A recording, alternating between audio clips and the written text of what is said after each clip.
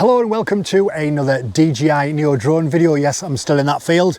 Today's video is another one of the Norfolk Broads. Now, I spent 7 days in the Norfolk Broads on a boat. It was the best time I've had. It was beautiful, it was relaxing, tranquil, and all the above. It's definitely something I would recommend. If you haven't seen my Norfolk Broads videos, go and check them out. They're actually on my channel now. I do 7 days in the Norfolk Broads and I travel all over the different rivers and yeah, see some beautiful sights, which you'll see. Now, this particular footage you're going to see is the Richardson's Marina. Now, this is where we got the boat. This is where we started and ended our beautiful journey on the Norfolk Broads. Now, I was doing the vlog, and obviously the first day we stayed at the marina itself, and I wanted to try and get some GoPro footage of going round, which you might have seen if you've seen the first video. Take you on a little tour, show you all the boats that are on offer, what you can expect when you go on a boating holiday. Now, but what I wanted to do as well is get some aerial shots. Now, the thing with the aerial shots was, I was a bit worried because there was quite a lot of birds, but there was also a huge amount of geese. Now, if you do watch the Norfolk Broads video number 1, you'll see exactly there was 50 to 100 geese, if not more, around the entire area of the marina. Now, I wasn't too sure whether the noise of the drone itself would sort of do anything. Obviously, when it comes to seagulls and pigeons and the likes, they tend to circle drones and attack them. And I wasn't too sure if that was going to be the similar thing with the geese or whether they would just kind of look at it and ignore it. But the footage you can see now, this is Richardson's Marina. I basically get the drone up to a set height just so you can see all the boats that are on offer. And what I wanted to do is I just wanted to try and get the right height. I wanted to try and make sure that the ISO, shutter speed and everything is on the right setting. I think I've got the ND16 filter on. I might not have had, I can't remember now. I might have had that on as well.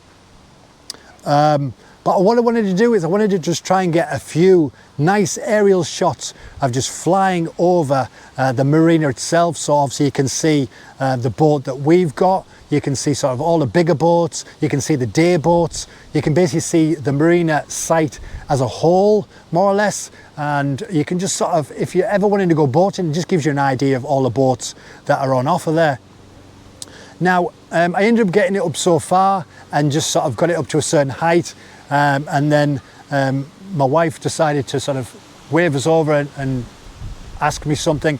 So I ended up pausing it, leaving it up midway. As you can probably see there, we're walking over to where my wife is. So I ended up pausing it just to make sure it stays in the same position. Obviously I could see it on the screen and I knew it was up there because I could hear its whiningness in the sky. So I kind of had it there for a while because I wanted to make sure that obviously I was kind of talking to my wife and my son at the time, so I was distracted, so I paused it to make sure that the drone didn't move, so I didn't have to worry about that going off in a different direction. I was keeping the eye on the screen, I was sort of doing that, and as soon as that conversation was over, then I could unpause it and continue the flight. Now, the next bit of footage you're going to see now is flying over the marina itself. Now, I just wanted to do the cruise control just so it was a bit easier and just fly straight over the actual sort of the lanes or whatever you would call them of the actual marina. And as you can see there, you can just see all the cool boats. You can get day boats, you can get sort of like really small boats if it's just you and your wife or a couple of you. But there are boats there you can have like 6 to 9 people in. From like, some of them cost about 1,400 quid, which was ours. There's some that cost a lot more if you want the fanciness of like solar panels and all that, and sort of Wi-Fi and the likes. Ours did have Wi-Fi, but yeah, so you just saw the massive range that Richardson has on offer, so you can just decide if you want to go boating. I'm not sponsored by them, I just thought, we've been with them before and they've always done a great service.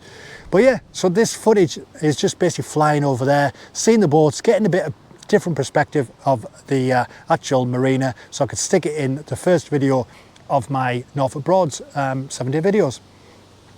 So yes, and then I just decided to have a little bit of fun with it. I decided to fly it back over so you could basically just see the marina. You could see sort of the housing behind us. I think there's a museum in the distance as well, so I just decided to have a little bit of fun with it and flying it around a bit. So that was basically the video. I just wanted to show you that. It was just a nice little video to do to start off the Norfolk Broads video. Have a nice little aerial footage of the actual marina, show off the boats, show off where we started our little journey, and I thought it might be of interest to you cool people as well. Let us know if you've been on the Norfolk Broads, been boating before, and if you've took your drone around there. If you have, drop the URL of your YouTube channel in the description so I can go and check that out. I do love seeing all that sort of stuff. Any drone sort of footage is just awesome. But yeah, I've got more drone stuff coming up, a couple more from the Norfolk Broads, and then I'm going to be doing some other cool reviews and the likes soon. Anyway, thank you so much for watching. Don't forget to hit that like button, comment below, and hit that subscribe button for me, please. And I will see you in the next one. Take care, and bye-bye.